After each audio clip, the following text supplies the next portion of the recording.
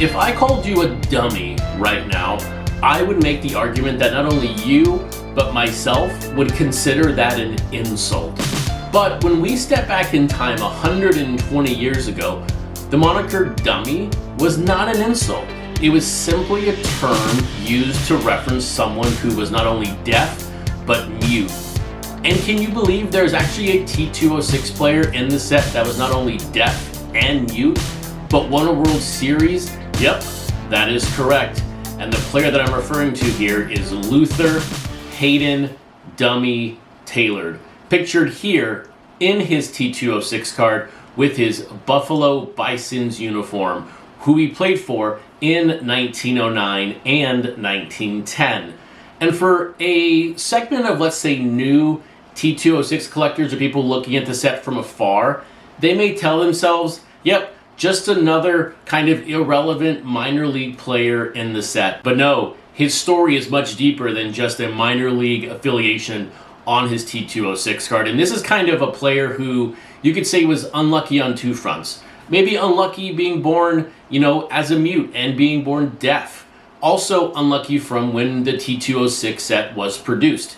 He played 8 years from 1900 to 1908. He won a World Series in 1905 for the New York Giants. He is widely credited for bringing sign language to the baseball infield. But because he is pictured in his Buffalo uniform, people think he's just another minor leaguer with an interesting or weird name of Dummy Taylor. But in reality, the story of Luther Taylor is much deeper than just his moniker of Dummy. When you take a look at his professional career, he started playing minor league baseball in 1899. He is also in the group of older players that are featured in the T206 set. When you look at birth dates, you see a lot of mid-1800s or the 1880s, my apologies here. He is born in 1875.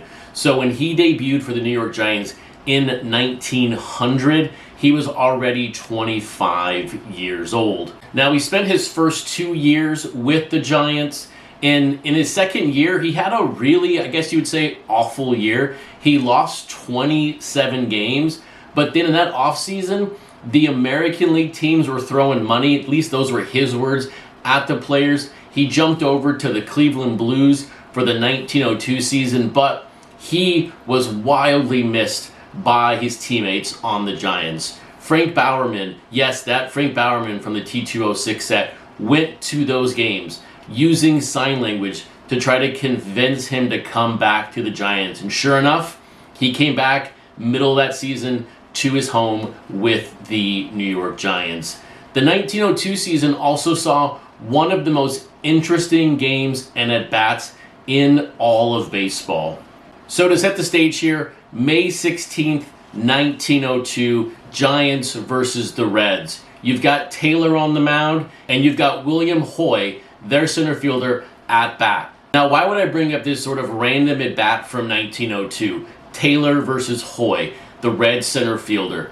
Hoy's nickname, though, was Dummy. So here you have it. In 1902, you have a deaf-mute pitcher facing a deaf-mute batter. And this is right now the last time in baseball they've ever seen a deaf pitcher face a deaf batter. This was also Hoy's last year in professional baseball. He retired after this year, so this was sort of a happy accident or happy chance meeting in that 1902 season. But it's really cool for the record books to think about what that would look like in the moment. Now, what was it like to be a teammate of Taylor's? Some may think that it would be an inconvenience or sort of a hassle to deal with a player who was not only deaf but also mute. Let's take a look here at John McGraw. Yes, that John McGraw, who later became his manager for the Giants. He called him humorous, and he called him a player with a spirit to win championships. And here's also another interesting note of how language was used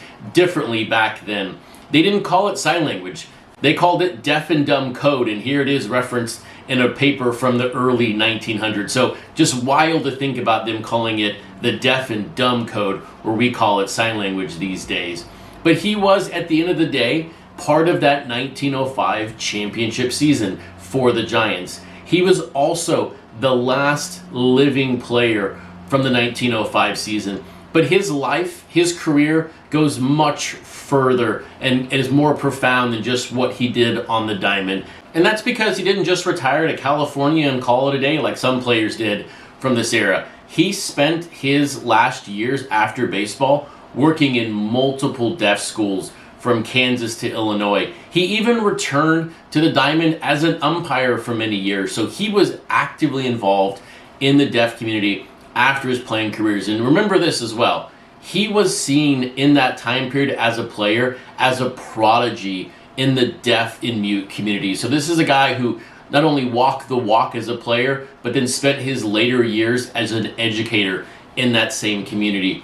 And although being called dummy, in his words, didn't affect him, made him play harder, one of his greatest achievements, he said, happened in 1945. And this is when Dick Sippick debuted and played his lone major league season for the Cincinnati Reds. But why is this Luther Taylor's biggest accomplishment?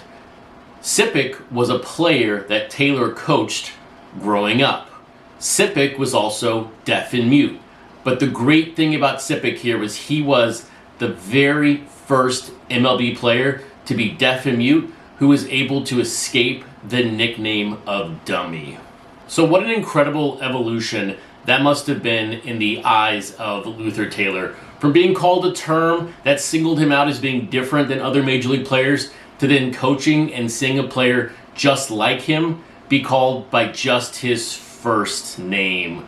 And this is a great reminder that there are so many different nicknames in T206. A lot of times the story is much deeper than just the term itself. And so if you want to learn more about T206, the players in the set, or polar backs specifically, hit that subscribe button.